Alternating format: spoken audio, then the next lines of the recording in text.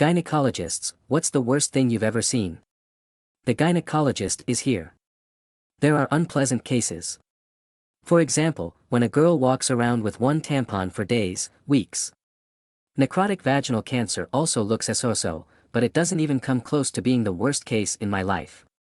One day, a 19-year-old girl came to my clinic and complained that a hairspray cap was stuck in her vagina. At first glance, it didn't seem like a problem, but the catch was that she put it there at the age of 15, that is, 4 years ago. The motivation for this action was unclear, and it was clear that she was very ashamed. Even before she undressed, you could smell a terrible smell, which became even worse when we began to study the problem. The lid was pushed up with the edge, and it was clear that in 4 years it had been well overgrown with vaginal tissues. The difficulty of healing was compounded by the fact that this lid pierced both the bladder and rectum. To get it, I had to do several extensive operations. I'm not a gynecologist, but I know someone who recently had a hysterectomy, amputation of the uterus. In general, the girl had stitches in her vagina that needed to be allowed to heal, but she was so impatient to return to sexual activity that she could not stand it and broke down, as a result of which her small intestine fell out of her vagina. According to the girl herself, when she was on her way to an emergency operation, she felt like the intestine was lying on her legs. My father told me about a woman who was severely addicted to heroin. For some unknown reason, one day she decided to be creative and pricked herself in the labia, which led to gangrene. When I had practice in gynecology, I was sent to examine a young lady. While I was preparing for the examination, the smell in the room was such that I began to think that the worst bacterial vaginosis I had ever seen was waiting for me. I climb inside, start studying everything, but I don't see any unusual secretions. Strange. I start to move back and feel that the further I move away, the stronger the smell. It turned out that her feet just stank wildly. I highly recommend everyone to read Dr. Lisa Rankin's book, Vaginal Thunder. There is a section in which she writes about the most terrible cases in her entire career, for example, how she found dengue larvae and so on. But these are still flowers. The coolest case was about a woman who had potatoes sprouted there. In short, the woman decided to put potatoes in herself as a contraceptive measure. Well, since potatoes are very fond of warm, dark, humid spaces, it began to grow actively, and as a result, potato sprouts dangled from her vagina. I have a story that's not about vaginal, but it's no less disgusting. When I was in high school, I joined a student organization that sent students to practice. I decided to go to the emergency room to help. Once a very plump woman was brought to us with a complaint of chest pain. Everyone can feel that she is giving off an extremely terrible smell. Therefore, the doctor decides that it would be necessary to wash her too. To watch, that is. He washes her, lifts one of her breasts, and such a noise starts coming from there that we all almost lost consciousness there. A small crust appeared under the breast, which the doctor tried to wash, but the crust did not come off, and as a result, a small hole appeared, from which it seems cockroaches began to appear. Eggs were probably laid under the folds under the breast, and when they hatched, the cockroaches could not find a way out, so they had to gnaw their way to freedom. I had a story that, in my opinion, is one of the most disgusting that I have ever heard from the medical community. One day they were approached by a woman of about 50, very stout, 227 kilograms. She reported that her husband complained of a strange smell during an intimate relationship. But the interesting thing is that this smell was felt not only by her husband, but also by the whole hospital. In short, I don't remember all the details, but in the end it turned out that she had necrosis in her vagina. Surgery was required, but it did not save her. She died. I'm not a gynecologist, but I've seen a lot of strange things. For example, I saw a woman with vaginal cancer. After the complete removal of the vagina and cervix, it was not the most pleasant sight.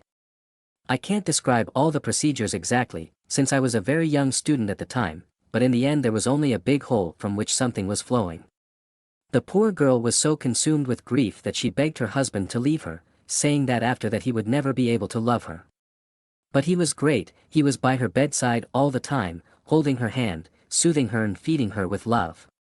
The second story is when we received a woman weighing 220 kilograms with paralysis of the lower extremities. She had a giant ulcer and necrotic fasciitis, which destroyed everything in the genital area and buttocks.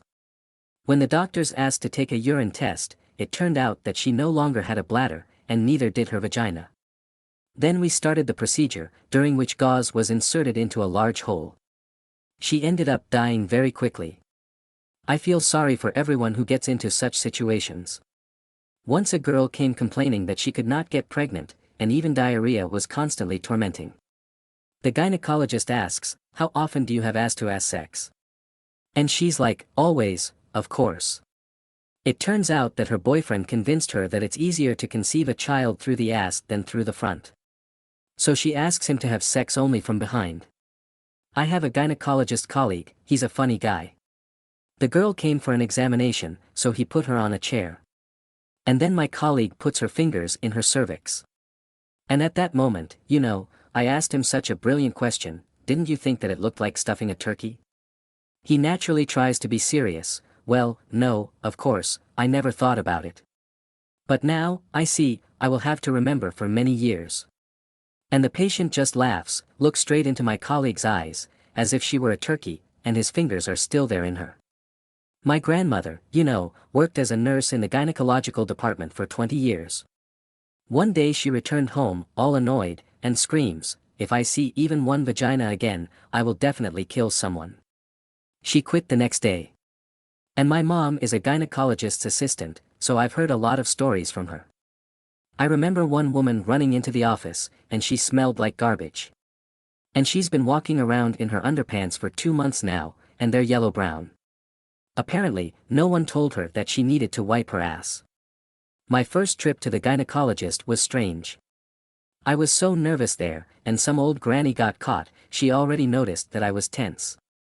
And to lighten the atmosphere, she says, "Well, you're lucky that you got to the gynecologist, and not to the man. They don't have fingers, but some kind of sardines." And that's how she stuck her decrepit fingers in there. When I was working as a medical assistant, one woman went to the doctor complaining of unusual vaginal discharge and a strange smell. Upon examination, it turned out that she had forgotten the tampon inside for 2 weeks. This was not only unpleasant for her, but also posed a health risk. Once I had to help with the examination of a woman who suffered from chronic bacterial vaginosis. The smell was so intense that even through the mask it was difficult to withstand. This case reminded me how important it is to take care of your health and seek help on time. During my internship at the hospital, I came across a woman who had a vaginal obstruction due to an improperly inserted applicator for medicinal lubricant. This led to severe pain and required surgery to remove the foreign object. During my practice at the gynecological clinic, I happened to meet a woman with advanced endometriosis. It was one of the most difficult cases I've come across. The woman was in severe pain and had problems conceiving. Treatment required a combination of surgery and drug therapy. One young girl told me a story about how she tried to treat a vaginal infection on her own using non-standard remedies, such as garlic tinctures and vegetable oils. This led to the development of serious inflammation and complications that required long-term treatment. One woman was hospitalized after she tried to remove a mole on her genitals by applying aggressive chemical hair removal products to it. This led to severe irritation and burns of the skin, requiring surgical intervention. I have met women who have experienced difficulties during pregnancy, such as premature birth, hypertension, and other complications.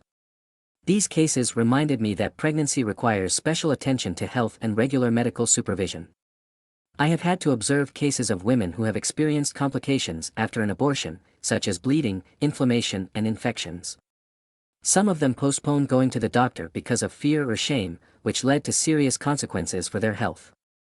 In my practice, there have been cases of unusual tumors and neoplasms in the female genital organs that require differential diagnosis and surgical intervention.